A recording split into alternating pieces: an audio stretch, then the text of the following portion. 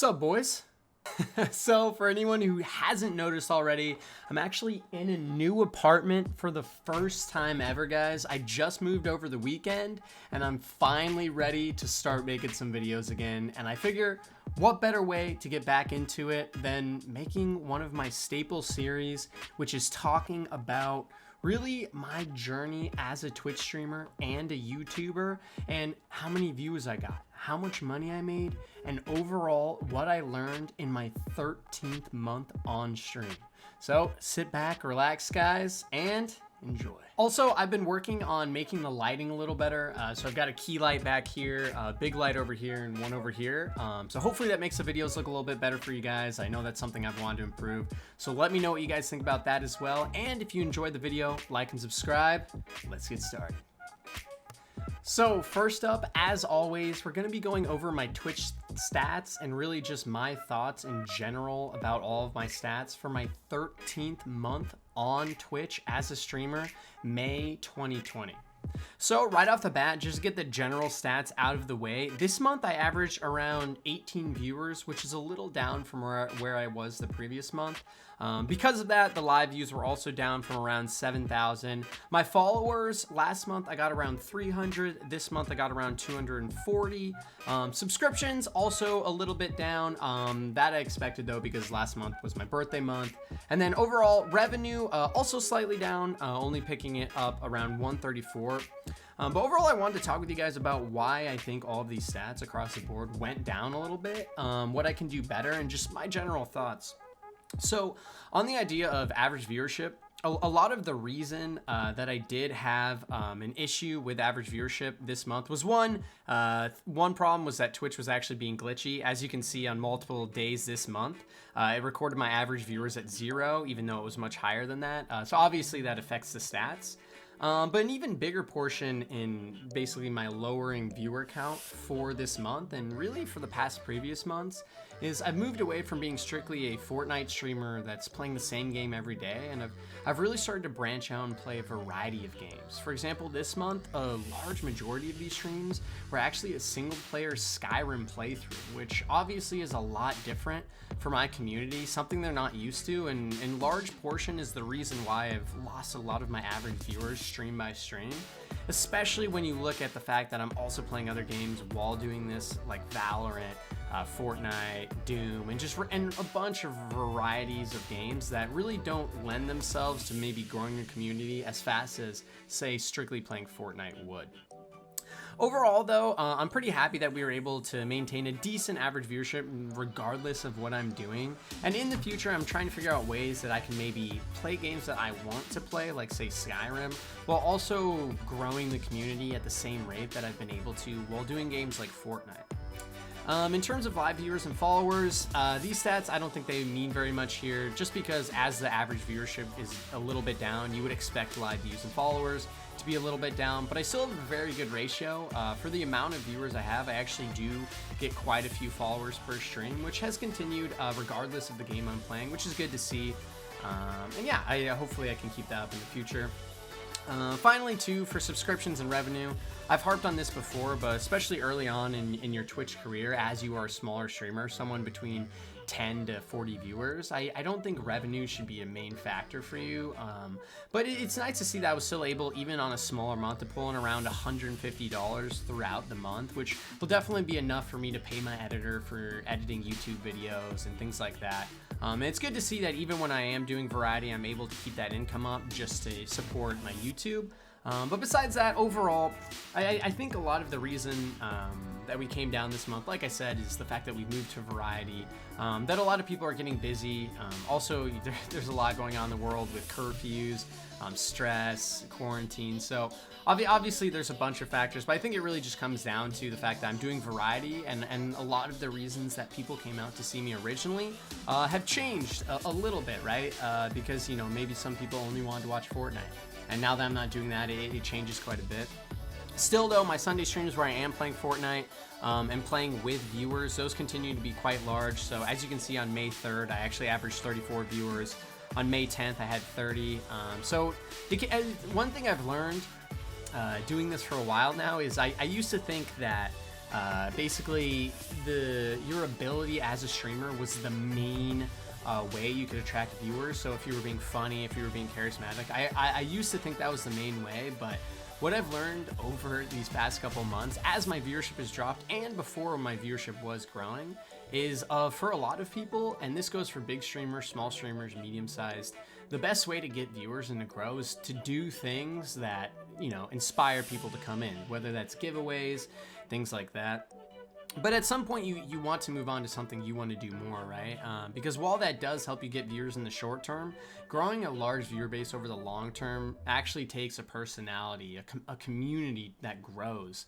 And that's what I'm focused on more now. And while that does hurt the viewership in the short term and the income in the short term, the followers, long term, I think that's a much better way to build a community and actually have long-term success. So that's my strategy and why I'm not too worried about the dropping numbers the past around 3 to 4 months, as I think it'll eventually come back, especially as I garner more skills playing more games and things like that.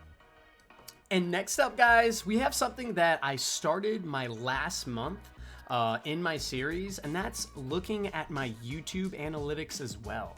I think an important part of becoming a big streamer on whatever platform you are on is growing on other social media platforms as well. And while I do have a TikTok, Twitter, and Instagram, I think YouTube is the one other piece of social media that I spend the most time on and put the most effort into, and I find the most meaning out of. So I'd like to go over again with you guys this month how my YouTube's been doing. And for those of you who haven't noticed, I've actually started to commit to trying as hard as I can to do 2 videos per week. And I've actually been able to hit that goal every single week for about a month now. And it's definitely shown some growth on my channel, 100%. As you guys know, last month was one of my best months ever where I got around 2,800 views. And this month I was able to get around 3,700 views total in basically my 13th month as a YouTuber as well. And while this number still isn't very high, it's definitely increasing. Especially if you look at things like watch hours, for example. I almost had 250 watch hours. I garnered almost 60 subscribers in this time. And overall, I've been able to get quite a few views every day. As you can see here, throughout the month, I averaged around 100 views per day, with some days being higher and some days being less. Especially, as you can see, on May 12th, I got around 250 views.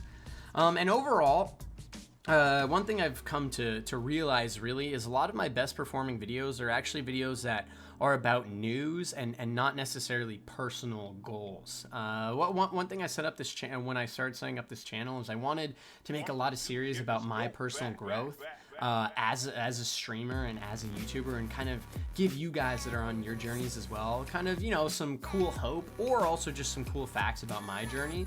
And while that is interesting, and I think that content is good, it isn't as clickable, especially as a smaller YouTuber. And I think eventually, as I grow, those old videos will start to get more and more views as people get interested in how I grew.